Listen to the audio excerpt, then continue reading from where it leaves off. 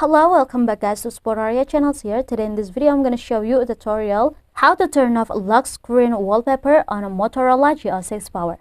But before it, I'll have you guys click subscribe and the bells button below to support the channel. And yet now without any further ado, let's get started to the video.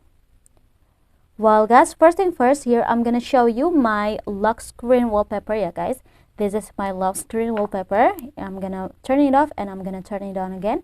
This is my lock screen wallpaper. So if you want to turn it off, you just have to go to the settings first. And after in the settings page, you just have to scroll it down and go find this security and privacy options. And after, go to this device unlock. Now tap on screen lock. To turn off the lock screen wallpaper, you just have to pick the first one option, which is the none. I'm gonna tap on none. When the screen lock is use the none options, I'm gonna turn off my phone for example, and when I'm turning it on, it will automatically enter the home screen. Yeah guys, there are no lock screen wallpaper anymore.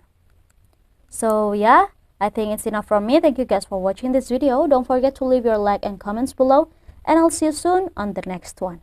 Goodbye.